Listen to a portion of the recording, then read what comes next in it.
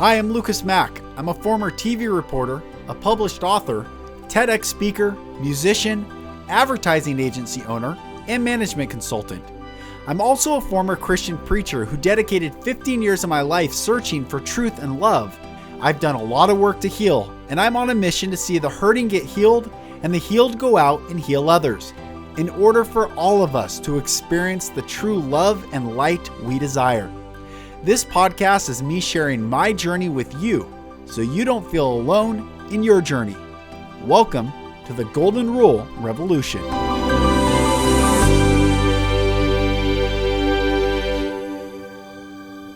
Hello, brothers and sisters, and welcome back to another episode of the Golden Rule Revolution. I'm Lucas Mack, and it's such a pleasure having you join this podcast. Today, I'm really excited to bring my second episode with Lorie Ladd.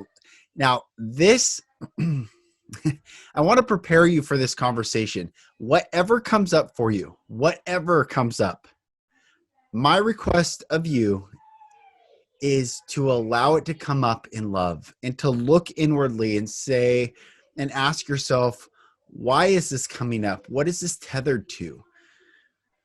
Lorie and I have a conversation. We talk about Donald Trump. We talk about the reptilians. We talk about the Galactic Federation of Light. We talk about the New Earth. We talk about the Great Awakening. We talk about saving the children. We talk about a lot. And in the end, regardless of where you are, I agree, I disagree, my request is you listen, because my desire for you is to walk in love and light, as it is for me, as it is for Lorie, and Lorie desires the same thing. So it's not about, do we agree? This is just a conversation that I had with her, that we are inviting you on this journey to look at it all, regardless of presidential outcomes, regardless of political divide, regardless of parties and dogma and doctrine and denominations and theological dissertations. May we all remember that we are one human species, one beautiful human consciousness.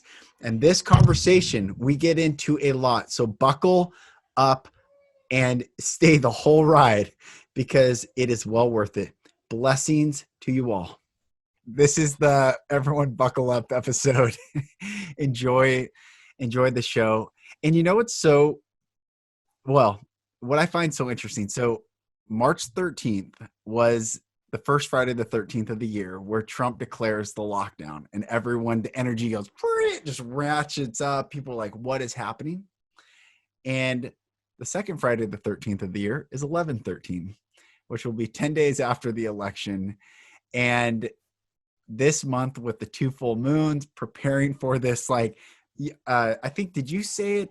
This bottleneck of energy, or maybe, I don't know who I saw, but it's like everything is funneling through this last squeeze.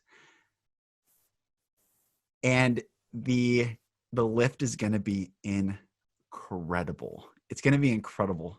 And all the people that have been angry, I told someone yesterday, they were not prepared for me to say this. I said, Trump's the greatest gift to humanity that anyone's ever been given. She's like, what? I said, because if you have hate in your heart, you're shown that you have hate in your heart. Just because you directed at another doesn't mean it's not in you. You're shown you hate him, you have hate in your heart. You have fear in your heart. You have whatever resides in your heart has been brought to the surface. Unless we reveal it, we can't heal it. So how about give thanks for that which is revealing our healing, versus continually cursing the light in a sense. And this person that I shared this with yesterday, I don't know why, it was like I stunned them with a taser. They weren't prepared for it. I'm sure. But I'm sure. But it's true. Whatever's in our hearts is getting revealed right now. And a lot of people have been told that hate is a virtue, really. That's what the narrative has been, is hate's a virtue. Division is a virtue. Fear is a virtue. Censorship is a virtue. Control is a virtue. And we're saying virtues make us free. So if you're not free, not virtue. I think it's so interesting. Like, one of the things that I've been watching with Trump is that he is really, really, really shining the light on everything we don't want to see. And that is like a child having a temper tantrum. Because for many of us, we're ready to see it, right? We're ready to acknowledge it. And there's millions that have hated this man, including myself, and have said, wait, maybe I should actually look at this from a different perspective, right? And shift that view. And there's millions that are putting their feet down and really having a temper tantrum, not wanting to change, not wanting to shift. Totally okay. But he's shining the light on it so brightly that it's only perpetuating that which is designed to clear. Right? So it's perpetuating the censorship, it's perpetuating the divide, it's perpetuating the fear, it's perpetuating the hate, it's making it louder. And it's like, when are you guys just going to let it go? Yes. Right? Like, that's right. What are you fighting for? What are you fighting for so deeply? Because, I mean, there's millions that have embraced this, and it's almost to the point where you really have to look, and if you're noticing everything coming up, right, everything that we're being shown, especially in the last couple of weeks, if you're watching this, you have to be consciously choosing to not see it. And in order to continue the old ways, because nothing else makes sense to me, like in terms of how, and so they must either not be seeing it or just be, I don't know, it feels like a teenager or a child having a temper tantrum and just not wanting to change. Change is so hard for us. We don't like change. We don't like to imagine that the way we have been or what we have been taught has been lies or deceit or all of these things. So I get it, but it's only going to get more challenging unless you just let go, right? And yes, is the answer, because many are going to, what I've set out for this podcast from the beginning is to treat people like people and nothing else, not labels, not titles, not positions, just to love humans, love humanity, to love each other, because that's what's revolutionary in today's world. And if we don't surrender and don't let the flow go, it's going to go without us. And it's only bringing this energy is only going to bring love and light with it. It's not going, this is where I grieve sometimes. And then I have to like get grounded and like, it's not everyone's in their perfect role, but it is sad to me sometimes. Like, how do you, it's going to crush you. This hate is cancer. Cancer is a derivative of anger. I'm reading the raw books. Again, I was studying that cancer is a catalyst for the mind, body, spirit complex to either accept and acknowledge the anger and then love the catalyst to show what's inside, or deny the anger, keep self in control, and then it eats away. And I'm like, that is intense. And I look at everyone like, you don't have to carry this anger. You don't have to. I spoke last night at the University of Washington virtually to these students. And I said, you want to be a revolutionary?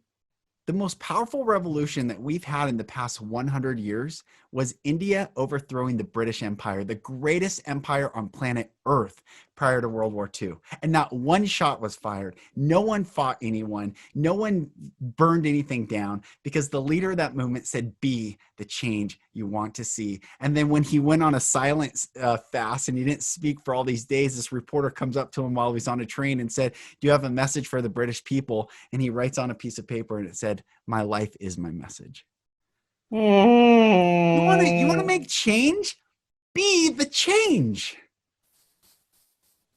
Oh, we have so many. That's amazing. Isn't that amazing? It's one of the most incredible stories. May we all embody the freedom, the love, the light, the virtue, the truth, the goodness, and have the courage to talk about it, because none of us believe the same things. And that's why we're here. And it also it requires us to look beyond. And I try to teach this, and I know how challenging it is. And I've been speaking about it the last couple of days, maybe a week. Well, since the presidential debate.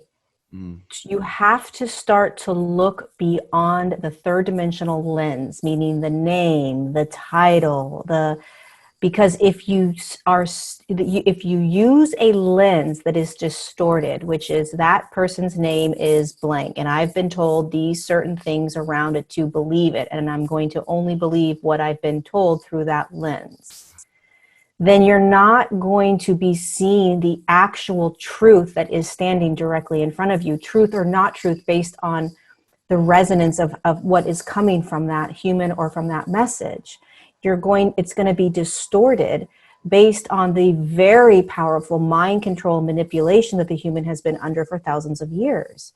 And so humans are holding hate and rage and anger and divide based on a system that has been around for thousands of years, designed to create and hold the human in that, so they can continue to control the human, so the human doesn't step into their sovereignty and their truth and their freedom, which is what many of us are starting to do as we break free of that system, right? And we are free. And it's like, listen, if you can have whatever truth you want, I'm good with it. I love you no matter what. Yes. Right? Yes. Exactly. Yes. I love you no matter what your beliefs are. And that is what this is all about. And it's interesting to really dissect the power that fear and this mind control has over the human, that the human will allow themselves to stay in it. It's fascinating just talking about it right now. I'm like just sitting in it. It's just fascinating to dissect this. Because what we're watching is what we're dismantling. Right. It's what we're dismantling. So we're watching this and we're like, oh my God, this is what we're actually breaking down and clearing from the collective. And yet we're watching these humans be controlled and manipulated. And how do you know if you're controlled or you're manipulated, right? How do you know if you are one of those that are? Well, I have been most of my life. How did I know I was? The moment I realized, I'll never forget the moment I realized I was mind controlled. I may have said this on your podcast or another podcast, but here's when I realized. When I was told about Trump in March by my guides, like what his role is, and they said, why do you hate him? Why do you hate him so much, right? And I sat and I was like, they said, have you ever heard him speak? And I was like, this is my guides I'm talking, right? No, I've never heard him speak. Okay. Do you know any of his policies? I don't know any of his policies. Okay. Do you know, they're asking me these questions. I'm having this dialogue, and it dawned on me. I hated a man that I didn't know. I hated a man that I had never heard speak. I hated a man. And here's the crazy thing. I don't even listen to the media. I don't even listen to the news. Where did that hate come from? That's a great question. Yeah. How did it seep in? How did it seep in? Yes. Yeah. That's when I realized, holy shit, excuse my language, but oh my God. So how do you know if you're mind controlled? You won't know you're mind controlled until you realize that you're mind controlled. And the only way you do that is you get some sort of awakening moment and you start to step out of it and say, wait a second, why do I believe what I believe? Wow. Who's telling me it? And who told them? And who told Who them? told them? And who was Right. the first source of that information? That's right. Yes. I wrote a book. It's not a book that I promote too often, but it's titled Everyone Has a Plan Until They Get Punched in the Face, How to Develop Your Story and Achieve Your Dreams. And I talk about, unless you question why you believe what you believe, you're not the author of your beliefs. And if you identify your belief structure and then say, who told you that? And then you have to go and say, well, who told them that? Well, who told them that? Well, who is the first person authority of every belief structure? And I guarantee it's not our parents, and it's not our family. It's not the professors. It's not you. Go back up far enough. And this is where I think a lot of people, first of all, I'm so glad you're back, and it's so wonderful to just connect with you. I just love it. And the Roman system, Rome. Look what Rome controls. I want to bring this back because I find this so fascinating. And I had a thought that I'm excited to bring to you in this and get your insight on it. Rome controls literally every path, every modality of the society: religion, money, government, philosophy, education. Those are the big five. There's a sixth: religion, philosophy, education, money. Language also. Yes, language. So the big six modalities that sweep the world, our education systems, the classical education, all of this sweeping the world, ties back to Rome. And Rome told us all roads lead back to Rome. They've been saying it for a long time. In fact, they brag about it. And that's usually how ironic it is that truth hides in plain sight.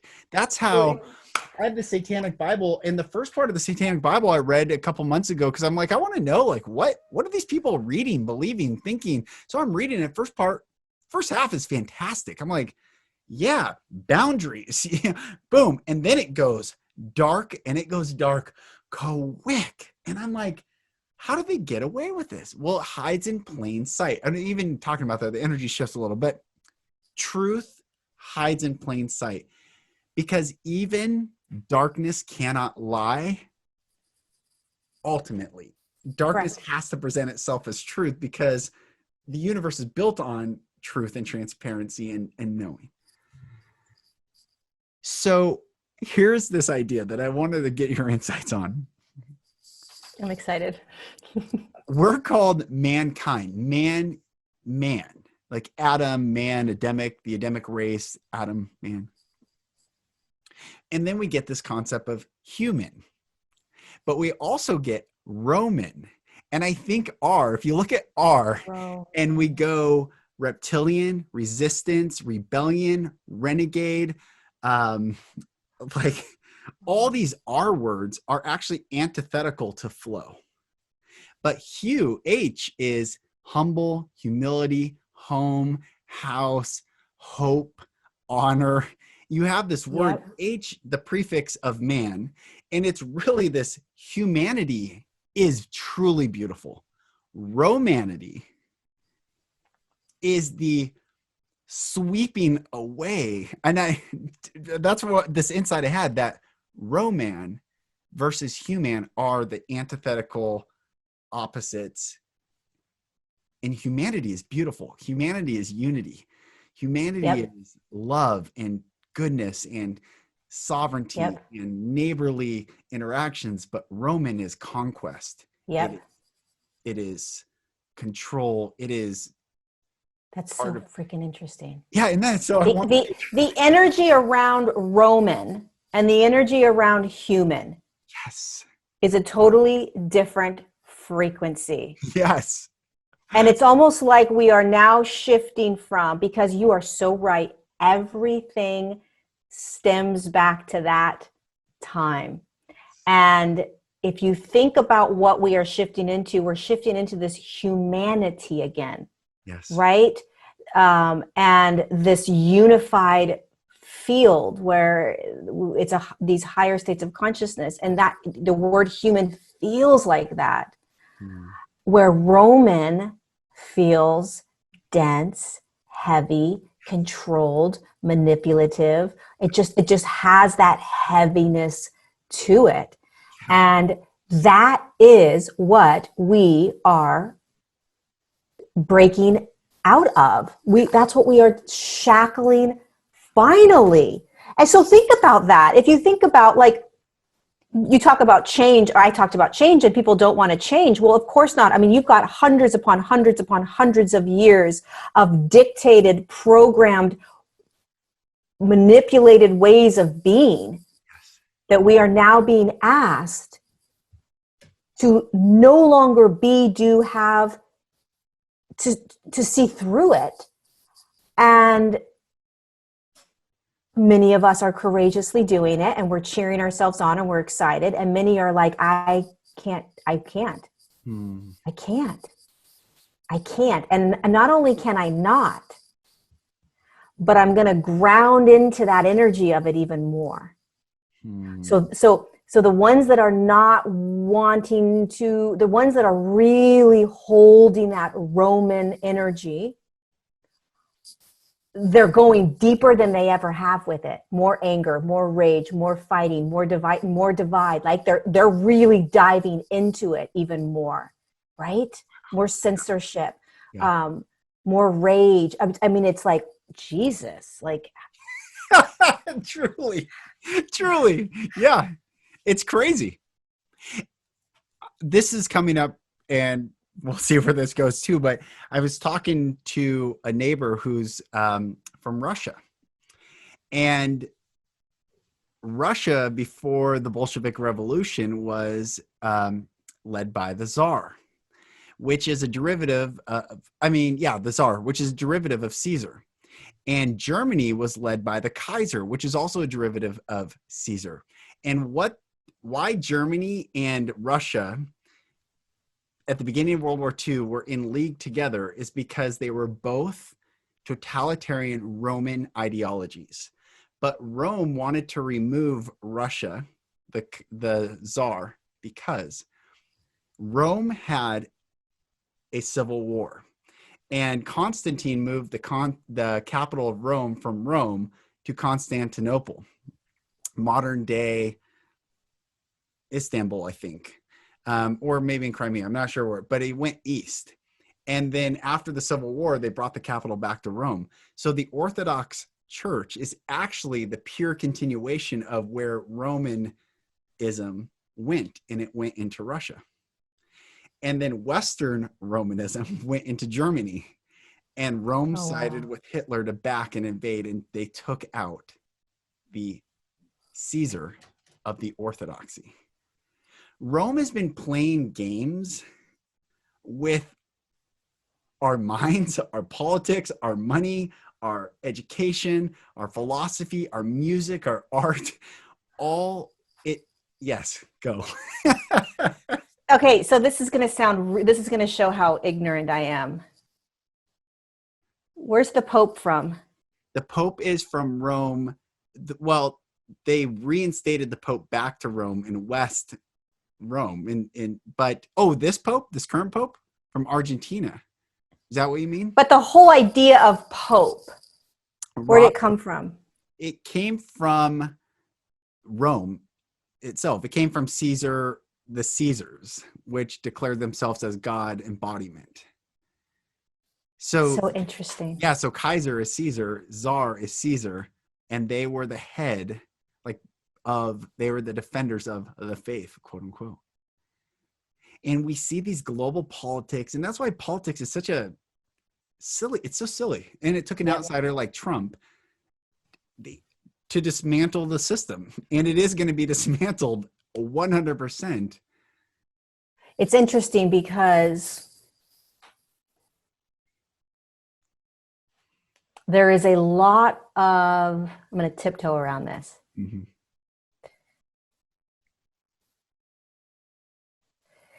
there is a lot of dark kind of deceit and I almost want to say disease, but dark energy in that. What would it be called? A Catholic religion, the Pope? What's that called? Yeah, So, Catholicism.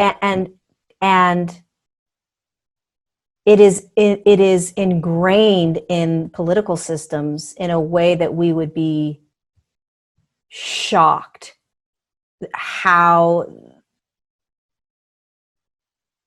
these two systems around the world are intermingled or merged in a weird, sick way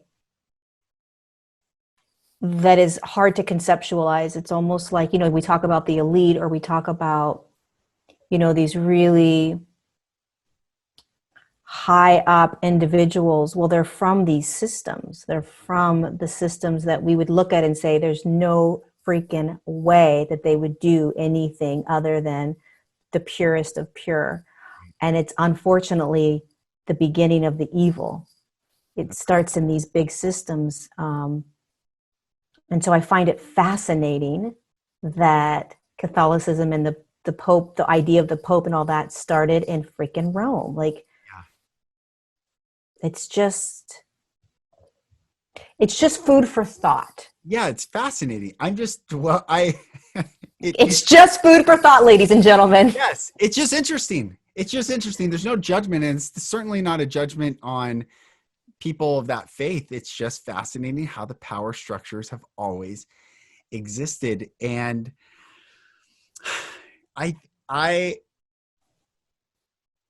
well, and you know what it also says, Lucas, is how challenging it is to dismantle it.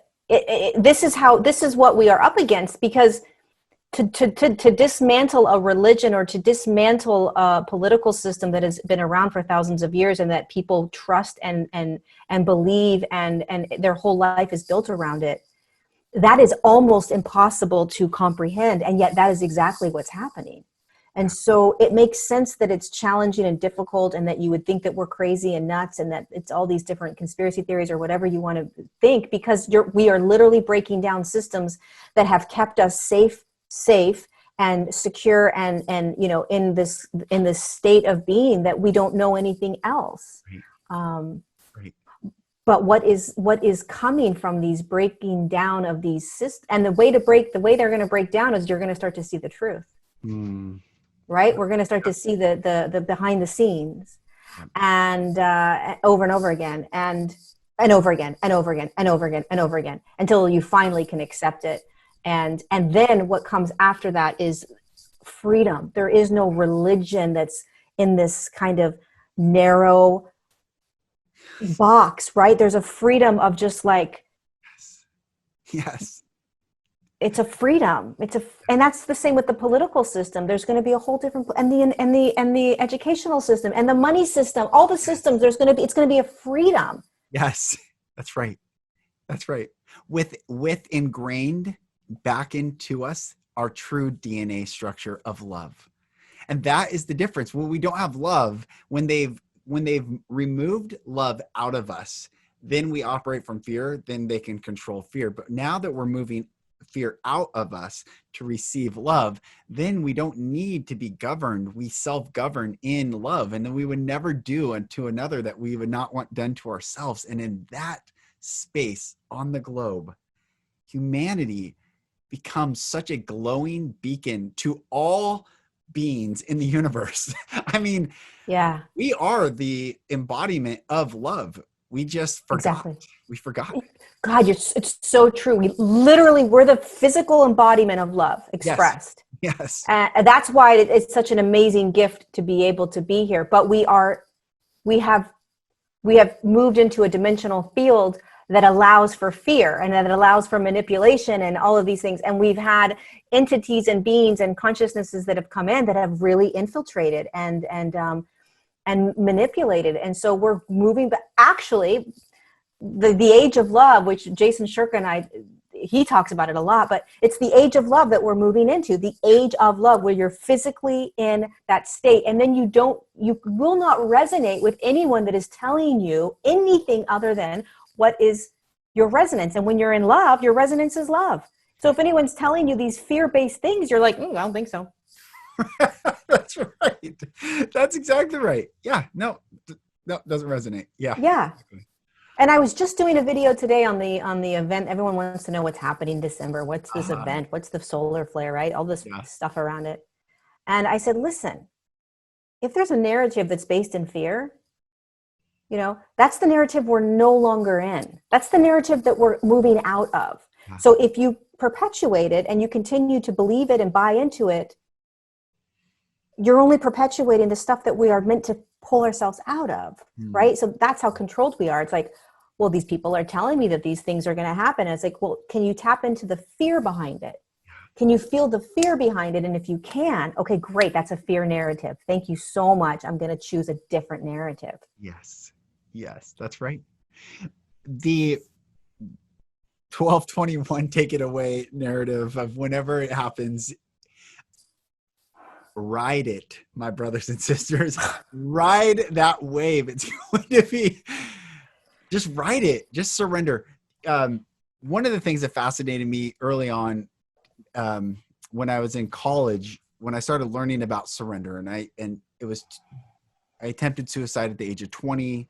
I was all sorts of wrecked in many different areas. And I learned that there is a divine God. There is something above me. There's no way that I could have lived. And then I started learning about surrender. And I was reading about lifeguards will not, and I've said this with many lifeguards are like, yeah, that's exactly right. They're trained. If someone's drowning, they will not rescue them until they finally give up and are about to die. Because if they rescue a flailing person, they grab onto the lifeguard and both drown. This is what is happening right now. Everyone's flailing and love is saying, cool, I got you. I'm right here. You can surrender now or you'll surrender then. I still have you. God, that's so true. Yeah, they will surrender. We are not greater than love. And you know what's interesting? I'd love to get your thoughts on this. I don't know, interesting for me. And by the way, again, I'm so glad you're back. It's really good. So fun. Our conversations just go all over the place. It's all over. So this concept of Christ consciousness, I hear it so often. And I think people don't understand truly what Christ consciousness is, because the word Christ is a Greek word Christos from the Hebrew Mashiach. So it's a term meant from this word Messiah. So it's the Messiah consciousness. Well, what is Messiah? What does a Messiah do? It's freedom. The Messiah brings freedom. Christ consciousness is literally, it's not that it's the highest and we look down. It's that it is, and there's nothing above us anymore. It's completely free. And I think so many people are trying to get to this, well, I just reached Christ consciousness. Well, that's still judging. That's still levels. That's still looking down upon. But when we reach and we're like, I'm free. Mm-hmm. I can walk in love. I can surrender to love. I can breathe in love. I can bathe in love. It's pure freedom. And this is what we're walking into. It's simple. It's so simple. Yes. It's so easy. Christ consciousness is one of those things. My guides never talk to me about it. They don't discuss it. I don't ask, but they don't tell me anything about it. Mm-hmm. Christ consciousness is one of those things that is a bit confusing for myself as well, because it holds two different words that are interesting words to put together. So the reason I say it's in two interesting words is because Christ, like you said,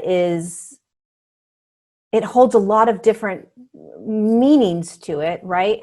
Mm-hmm. And consciousness is everything. Yeah. And it's energy, it's everything. So the way I experience or talk about Christ consciousness is, for me, it is that God spark within us. And so it isn't a destination. And I think when we think about Christ consciousness, for me, I think about Jesus, because he walked in that spark of God. So what did he call himself, right? Or everyone called him the Son of God, right? Yep. So for me, Christ consciousness is literally tapping into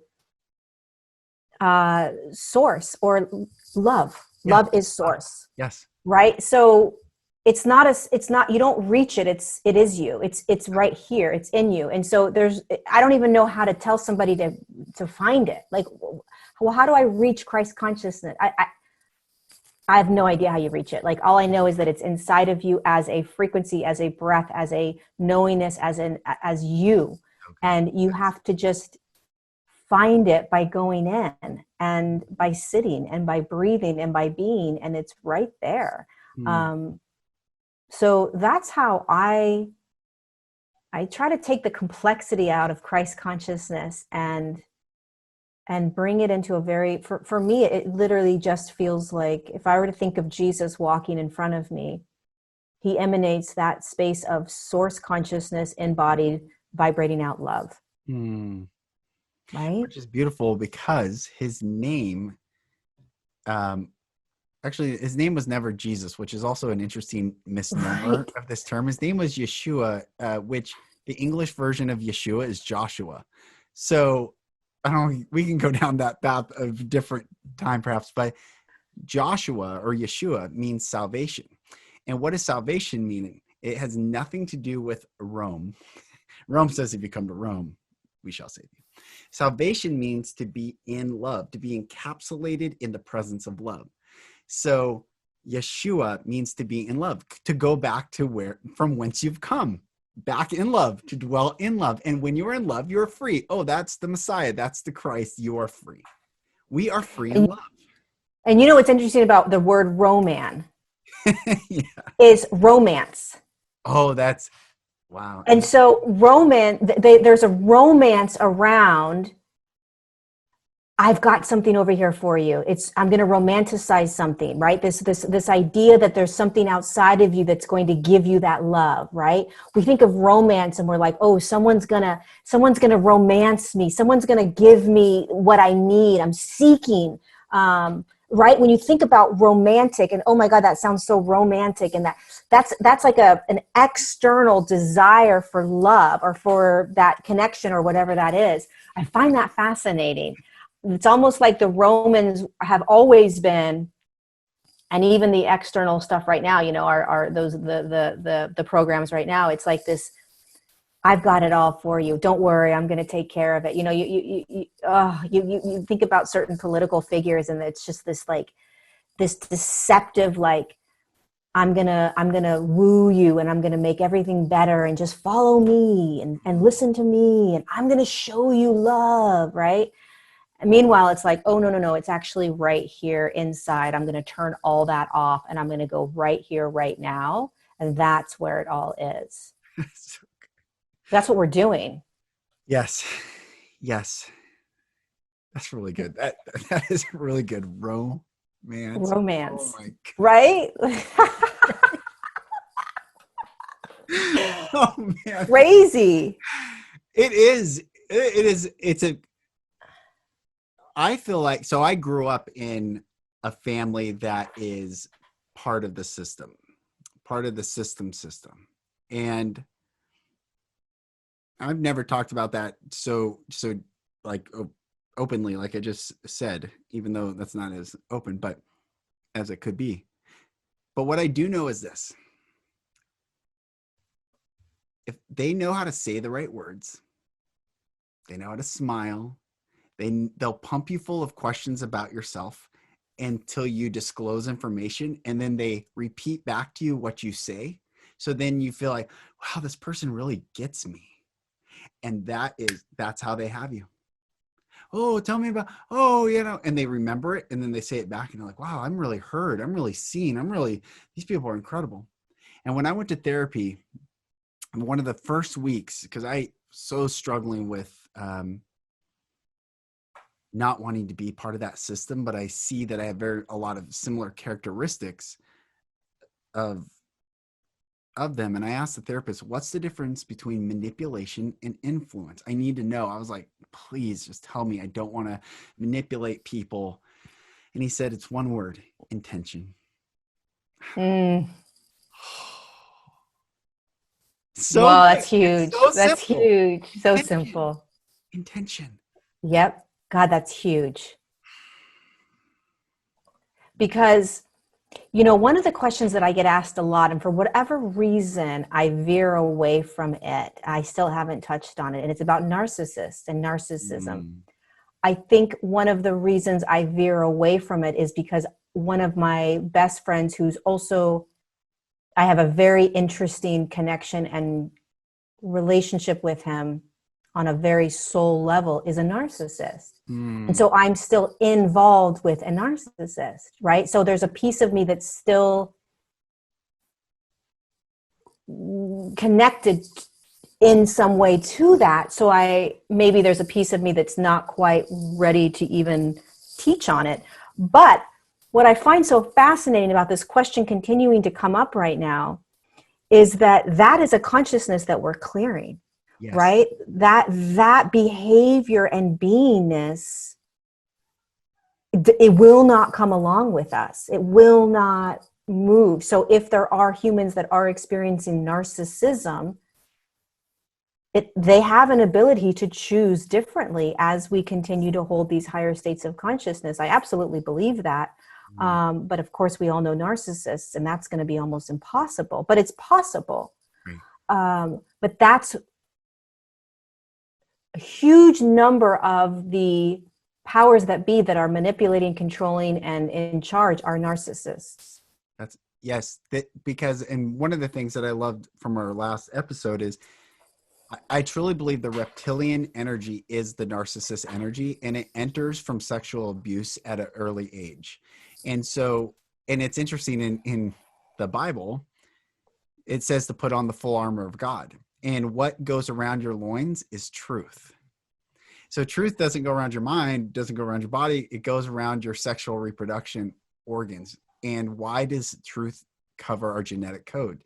Because when the genetic code can get penetrated, that's when that reptilian energy can enter. And then the human soul just vacates.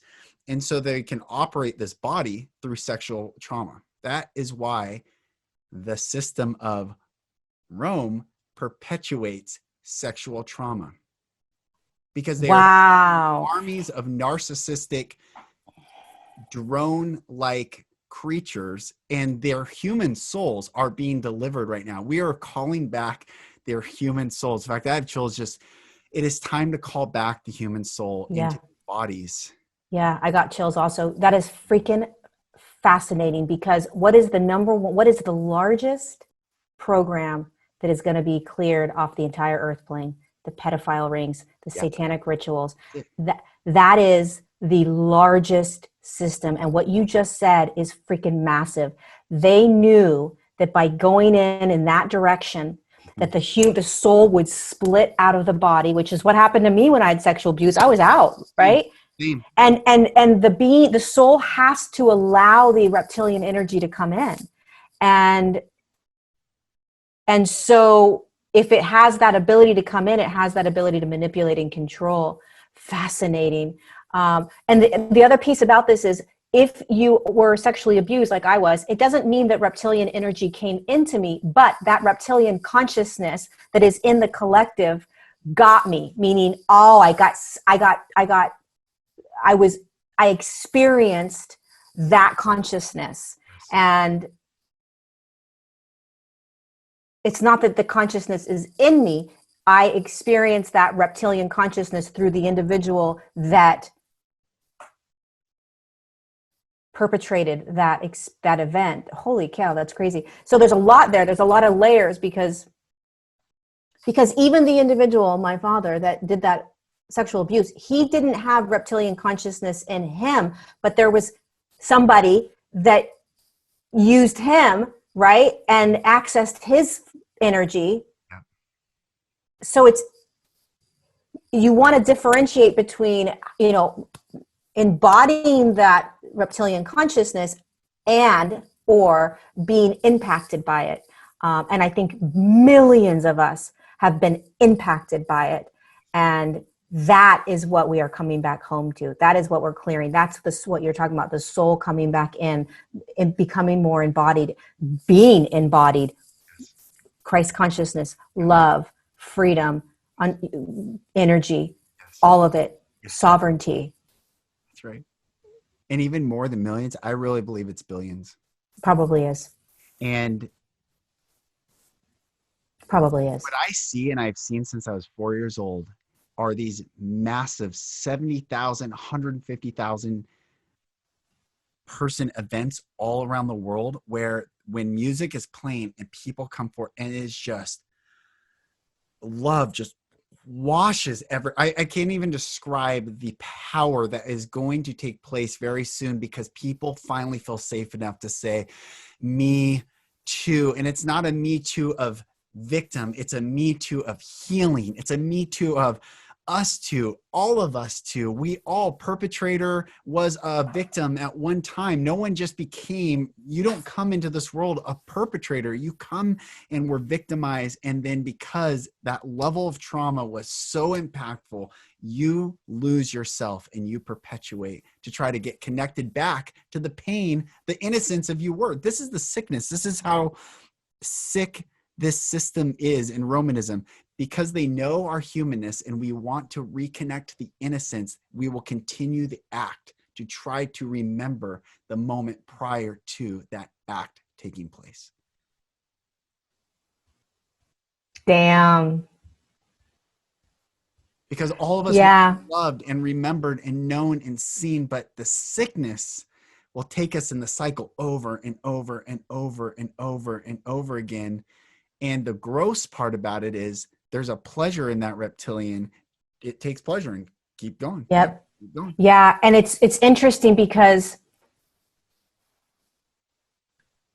if I think about like my own experience and I think about that 6-year-old when it hit, right? When the first sort of trauma happened.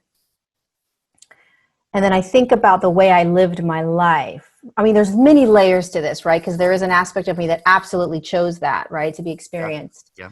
So, but it was a reptilian consciousness that I was experiencing. Mm-hmm. So my whole life, if you think about a reptilian consciousness as not a person, but an actual sort of energetic consciousness that's existing outside of physicality, sort of, right? There are reptilian consciousnesses in the human body, right? There's thousands of them. But if you think about what I'm about to say as an energy mm-hmm. that is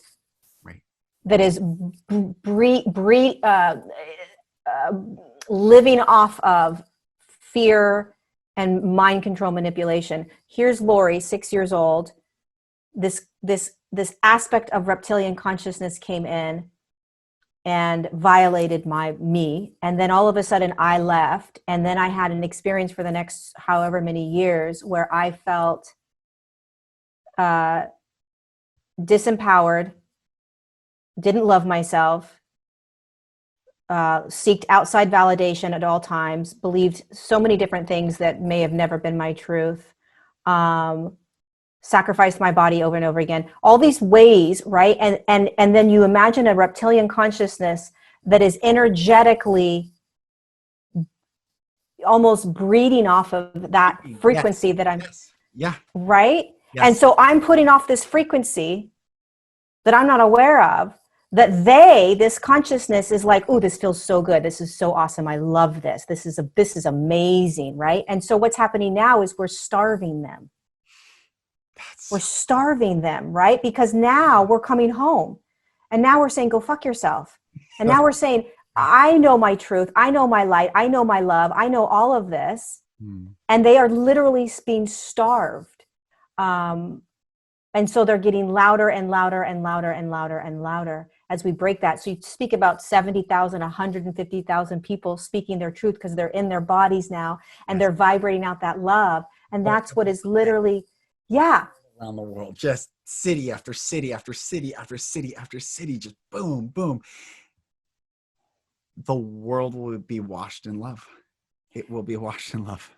And you know what's so crazy is that it really, the reason that the sex trafficking, the pedophilia rings, the satanic ritual stuff, the reason that it's not coming up first, the reason that we had to have these other things kind of happen first is because it is so massive that it could create, it will and can create massive psychosis in people, right? And a huge amount of mental disorders and suicide. And I mean, we have to be so careful with this system that we're breaking down. But we have to dive straight into it, and we have to speak. And even you and I just speaking this as if it's a normal thing, and this happens to like billions of humans, and this is what it is. I think just in that alone, it breaks, because what are we told? We're told not to speak. We're told not to talk about it. We're told that there's something wrong. There's all of these conditioned ways that we have been, and think about Catholicism in general. You don't talk about sex. You don't masturbate. I mean, there's so many things that you don't do. Yes. Shame. Yeah. Why? So that we don't ever talk about this. That's right. When I lead men's retreats, one of the things that we talk about is the most painful memory. After night 2, we get into what's the most painful moment of your life. And I want you to share. And I start. And I was sexually abused, violently beat, all sorts of craziness. Was chased by a person wearing a mask in the home and beating me, like just the craziest shit. So I share my story to let them know, hey, it's not a comparison game. So we're all safe. It's okay. And this one guy, beautiful, beautiful, beautiful soul, messaged me when he filled out the form, said, my wife called me a narcissist. And I knew when he filled out the form and he's called a narcissist, I knew. I was prepared. So it got to him, and he said, when I was 12 years old, I was sexually abused for a whole year by this guy I thought was my best friend. Every weekend, they spent the night. The guy came over and spent the night. And everyone just, you can feel the energy in the room. And I said, okay, brother. And he's starting to get choked up. I said, okay, it's okay, bro. I said, now it's time to answer the questions that you've never wanted to answer. I said, that vibration in you, that anxiety, that control, that stuff you don't want to answer, that you just try to outrun, outwork out, outperform, look at my body, I'm okay. But somewhere inside that reverberating energy. So number 1, are you gay? And he was like, what? I said, are you gay? He said, no. I said, I don't care if you are. It's not even a judgment. It's just, you need to answer the questions that you're not willing to answer. Are you gay? He said, no. I said, okay. Number 2. Did it feel good? And it was like, whoosh, all the oxygen in the room got taken out.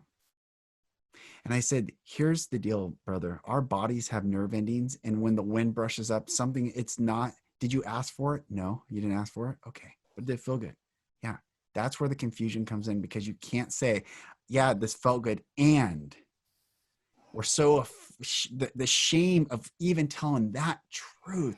And when he said it, it was like the entire, it was like a nuclear light explosion out of this soul, this beautiful soul who had been locked in the prison of shame, and not even with himself feeling safe enough to answer these questions because of shame.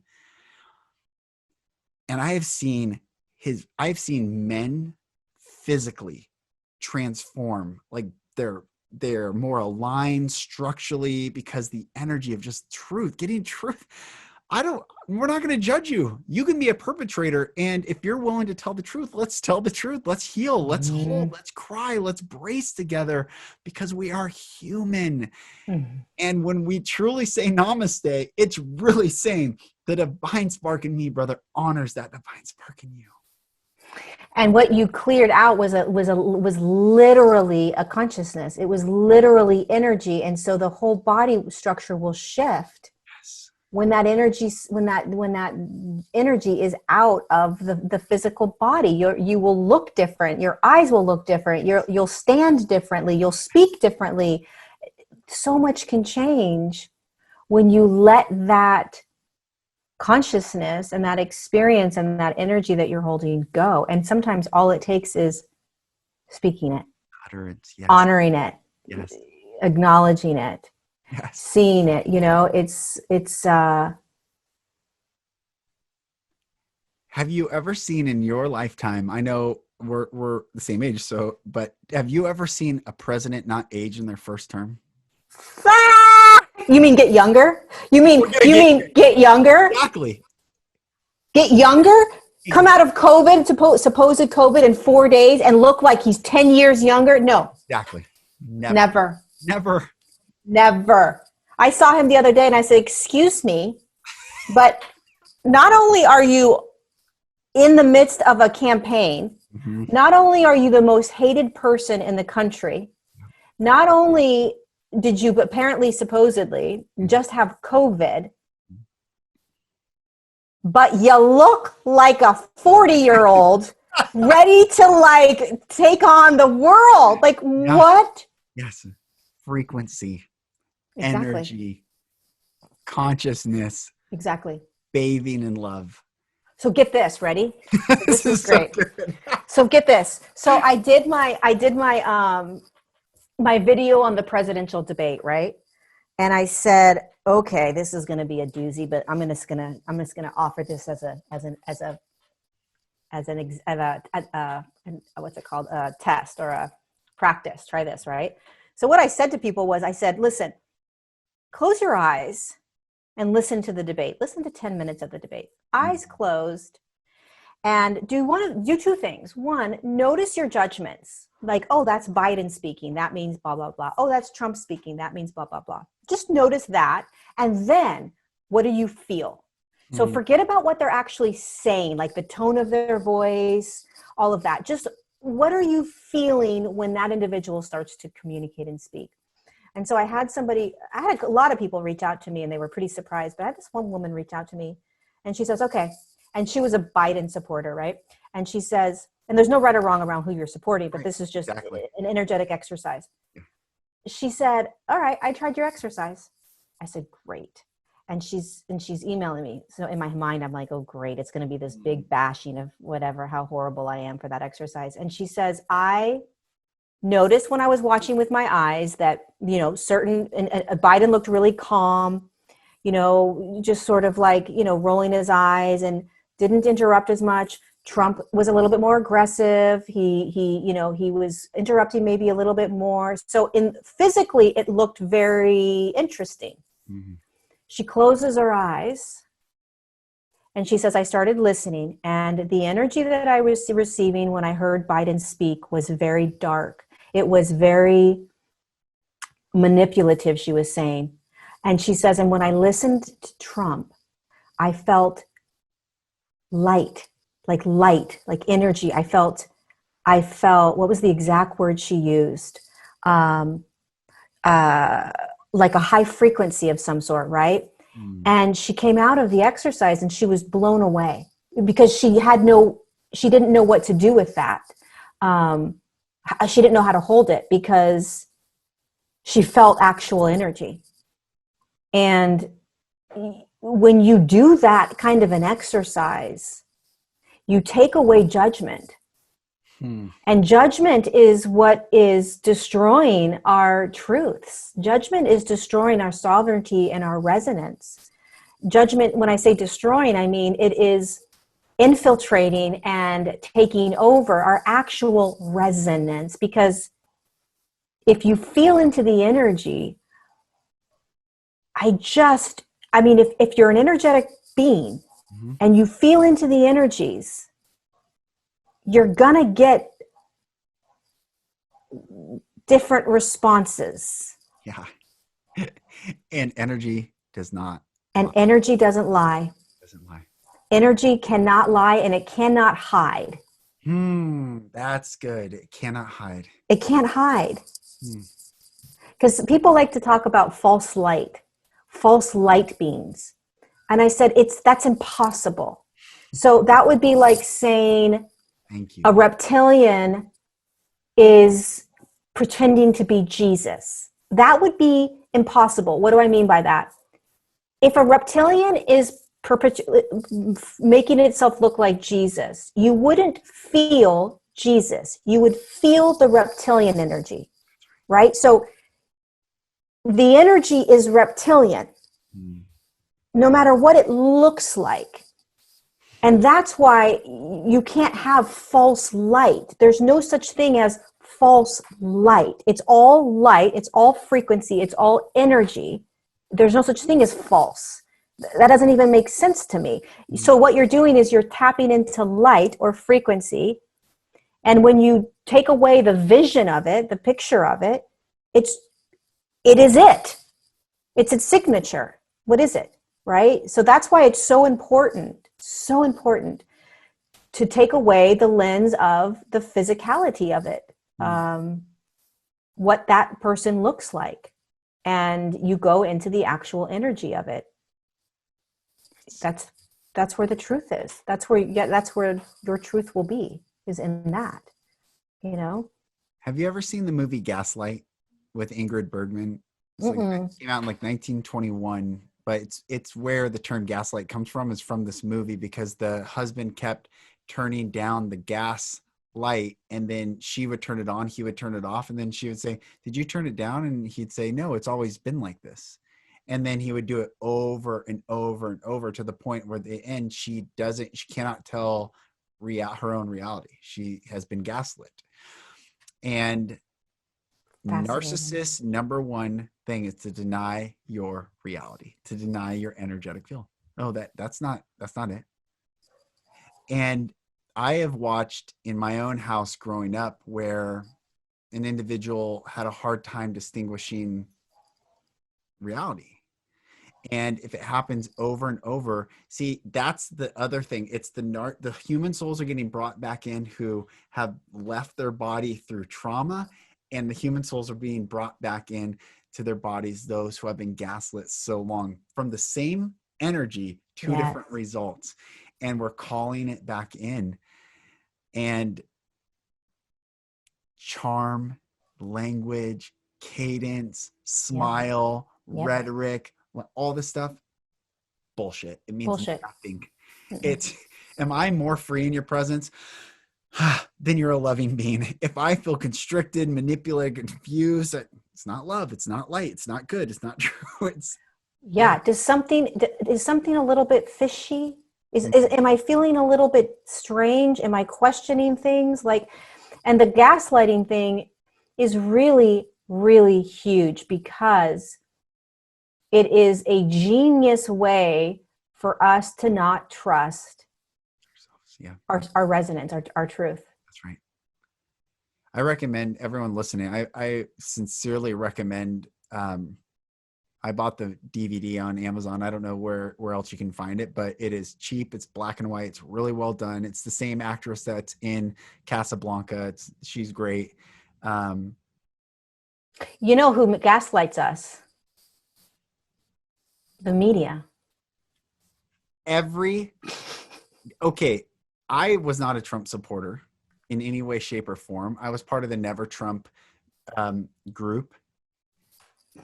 And I also was a journalist. I have a lot of friends that are national, on national TV. They're none of the bad ones, but I have a lot of friends. I hired Jim Cramer from Mad Money's producer of my company.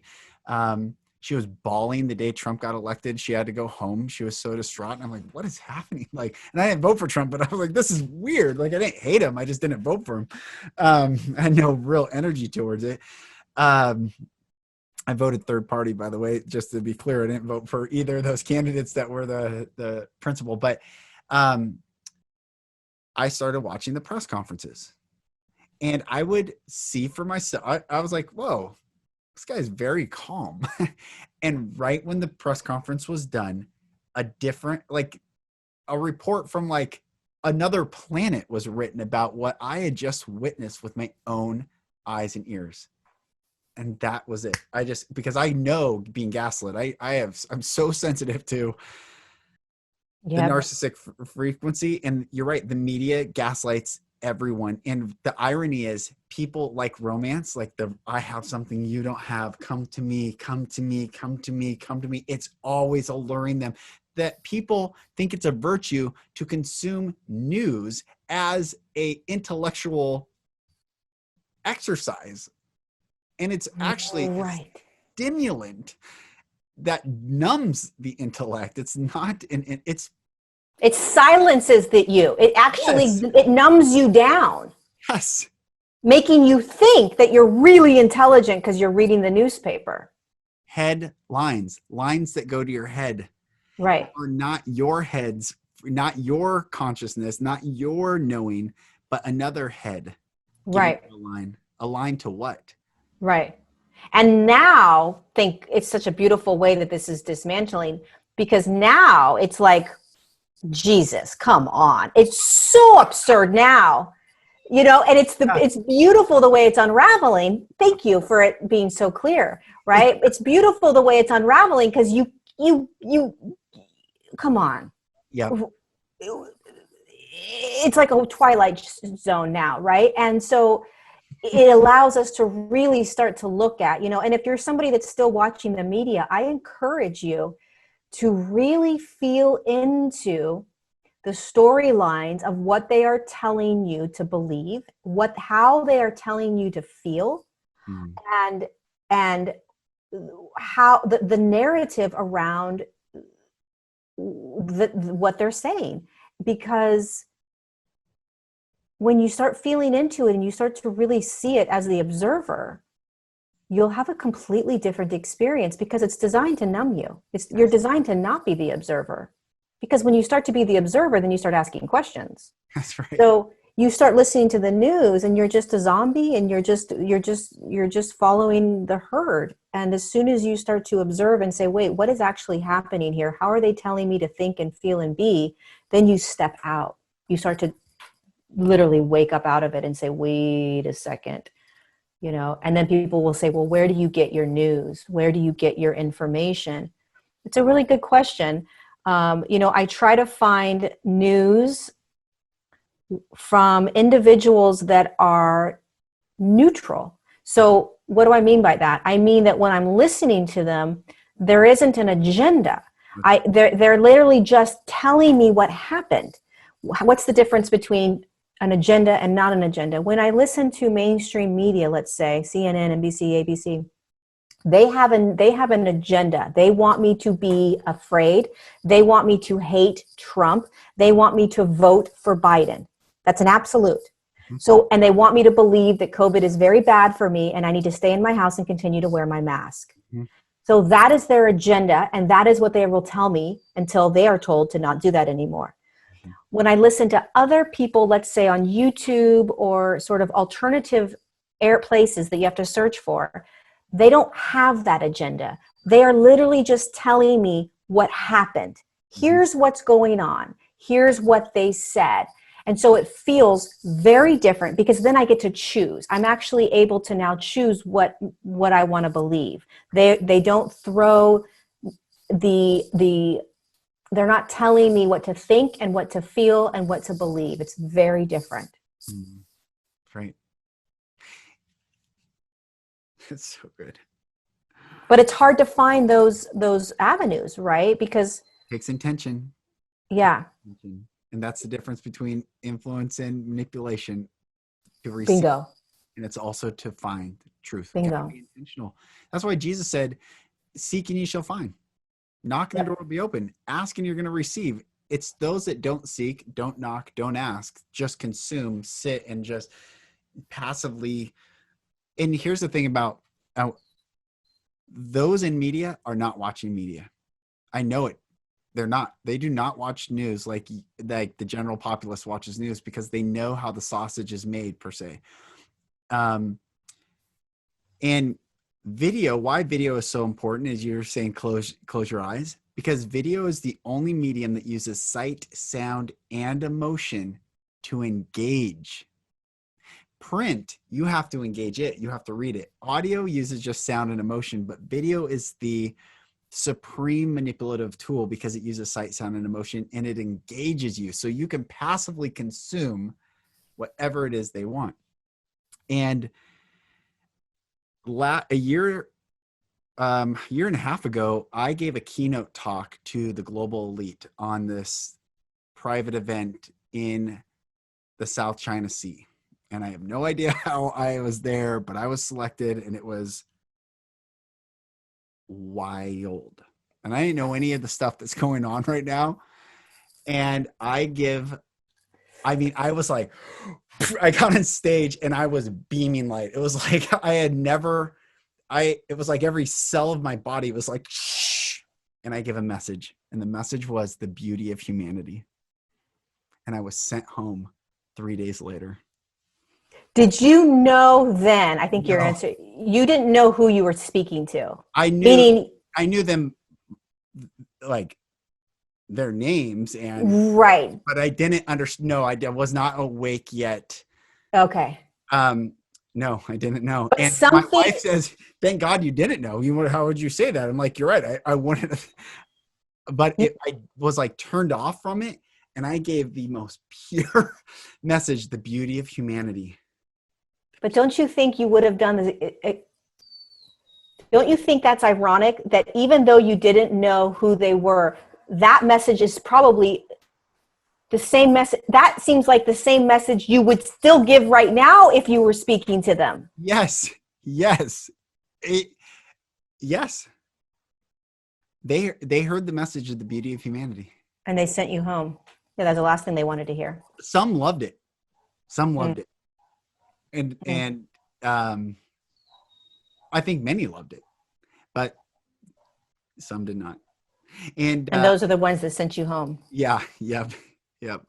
This is not what we want here. I've never shared that story, but I just shared it now to say that the beauty of humanity, the message is going out throughout the world. This is a global message. This is not an opinion. This is literally the truth sweeping across the globe. The beauty of humanity. And you know what's interesting that's been coming up the last couple of weeks? I did one, and we're doing another one and another one and another one. But we're doing these monthly live global meditations now. And I'm not a global meditation person. It's just not what I do. But I'm starting to do them. And the reason that I was guided to do these, or my guides kind of moved me into doing them, is because right now, the power of holding the frequency of love from within you as it emanates out is more powerful than our podcasts. It's more powerful than our actions, than our words. It can literally shift a war zone. It can literally, in fact, we did the global meditation on 10/10, and the next day in the Armenia sort of area, there was peace talks the following day. Wow. And I threw a crap ton of light over in that area, right? And certain dictators stepped down. And so we may not see what happens, but it is an absolute 1000% unequivocal truth that when you emanate out that frequency of love, which is a pulse, a beingness, yes, that is what is shifting the entire human collective right now. Mm-hmm. So how do you do that, right? Like, what does it feel like to you when you know you are sort of in that space of love? I'm asking. No, I'm asking. You're asking me? Yeah. It is one word. It's abundant. I can constantly give and hold space that I can, when I'm in the space of love, and it's scarcity versus abundance. And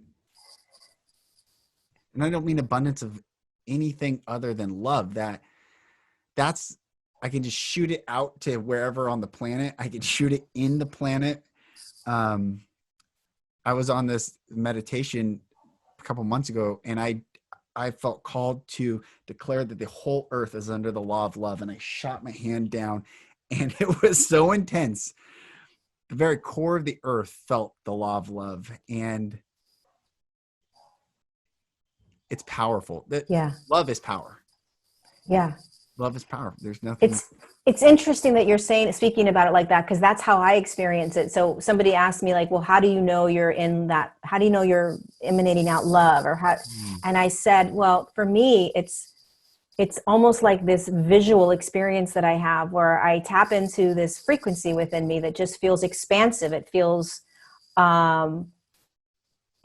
like everything all in one, like peace and joy and unity. It just feels like everything in one pulse and one breath. I feel it inside of me, and then I literally visualize it emanating out and going over things like a white blanket. Like that's how I see love. That's how I see it. So it's not an emotion. It's not like, oh my God, I love you. It's like, no, I am, like, if I wanted to shift certain politicians, or I wanted to shift certain situations, war zones, or things that I can't stand, that I hate, I don't love them. I'm not like, oh my God, I love you so much. Right. It's the, so good. yeah, because it's like, well, how do you love them? It's like, no, I'm not loving Biden, okay, or Clinton. Yes. I am literally emanating out the frequency of love all over them, and like showering them with love, the frequency of love, that light essence of love, for the sole purpose of shifting them.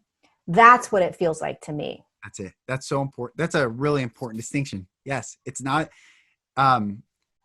we can be loving, but we are not to be called to be in love with everyone, but we can still be a loving person to everyone. That's a distinction that I think is important, because we are called to be loving. We are called to love people, but that does not mean to be in love with the person, because that's not worthy of that frequency. But I love how you say blanket it. Yes. Blanket. That's what I was saying at these events. It comes from top, and it's authoritative in a liberating way. It just comes and nothing can supersede it. Just, that's such a beautiful blanket covering light. But this authority, this, it's not even, I don't even like that word. Yeah. It's power almost, right? Or like some sort of like, it's intention. Really, it's intention. Yeah. Yeah. Because, yeah. Intention. Because you can't, you think about, when I visualize that, like putting love over Hillary Clinton, right? The human aspect of me can't stand the woman, right? And I really she makes me sick to my stomach. Okay, so how do you love? I can't humanly, like through ego, mind, personality, love her. I don't know how to do that. What I can do is I can visualize love as a frequency moving over her. And when I do that, I love her. It's like we raise above the human kind of love. Yes. And actually, when I visualize love kind of moving over her and blanketing her, I actually can love her from that perspective, because somehow I move myself out of my humanness. This is so right. Good. And I then find unconditional love for her. But as soon as I drop back down, I can tap right back into that anger, rage, and hate for her. Yes. Right. Yeah. So it's this perspective of, okay, I'm going to visualize this love coming from my body, because our bodies have that ability, because we are love. Yeah. We vibrate it, we hold it, we are love. And then I take that power and that intention, blanket it over the person that I hate, or the system that I hate. And in that second, you are that love. You can feel that love. And then you're just like, oh, somehow I just kind of love you right now. I can see why you are who you are. And thank you for doing that. In a different way than doing it from this perspective. Yes. Okay. Here's a cool thing. And the Hebrew word for love is ahava, ahava, and ahava means to give. So love always gives, never takes from us, always gives. Forgive is not to agree or accept an action. That's what Rome wants you to believe. Do you forgive them? Oh, forgive them. Forgive is to love before any act has ever taken place. So when Jesus never said, I forgive you. He on the cross says, Father, blanket them, forgive them. The first martyr in the Bible is Stephen in the book of Acts. He does the exact same thing. He's getting stoned for simply believing about unconditional love. They're stoning him, and he cries out, Father, forgive them. This is the supreme raising above the highest consciousness, the source of love, all that comes from, and blanketing it all. What you're saying is so powerful. That is the truth. Yep. Yeah.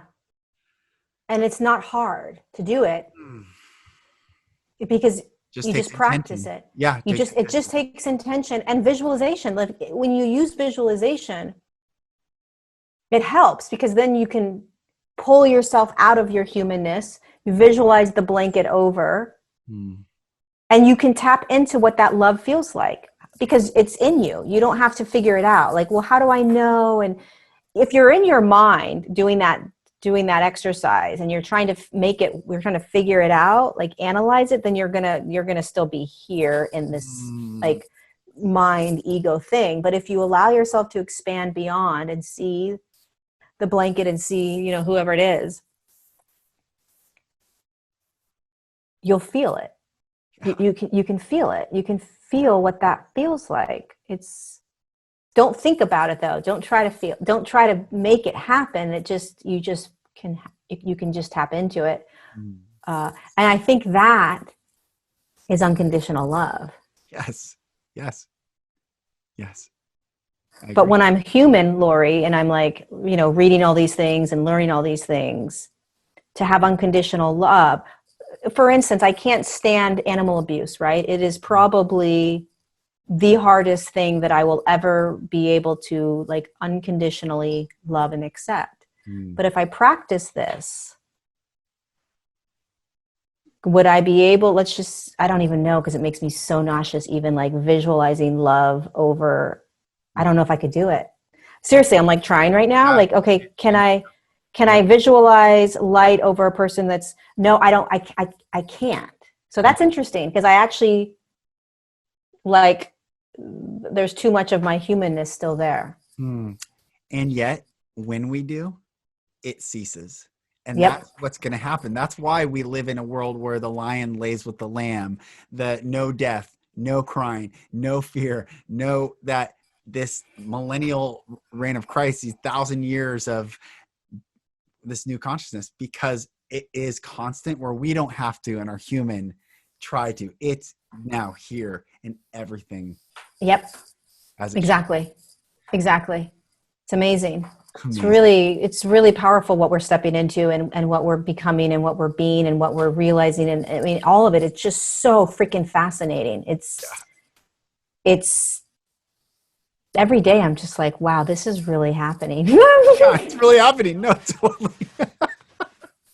It's really happening. That's why I had this weird, like energetic elation. It was like, whoa, this is real. Like, this is really happening. Like, I feel like I'm on set and the movie is actually happening right in front of me. It's like, oh, this is happening.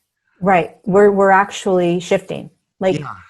Like it's actually happening. And you know, one of the things that my guide showed me a week or two ago, I don't know when it was, but they said that we shifted a really powerful timeline in October, and we shifted out of a really intense timeline that could have been really bad in October. They didn't give me the details, but it was a lot of like kind of Civil War type things, or fighting, more death in the United States, at least, is what I was tapping into. And although it's getting a little bit more intense in countries, we literally dodged a massive, intense bullet in October. And we did that because so many millions of humans are holding higher states of consciousness. And emanating out love and truth and unity and all of, I mean, it actually is making a huge difference. And we just can't necessarily see it. Like, not everyone's going to realize that we literally just jumped a massive timeline.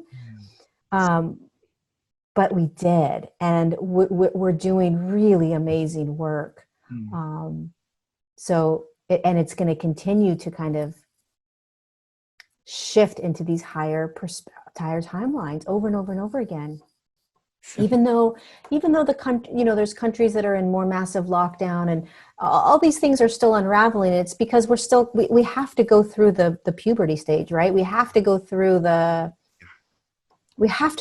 it. And there is going to be scrapes and bruises and all of that, but it's always getting better, always.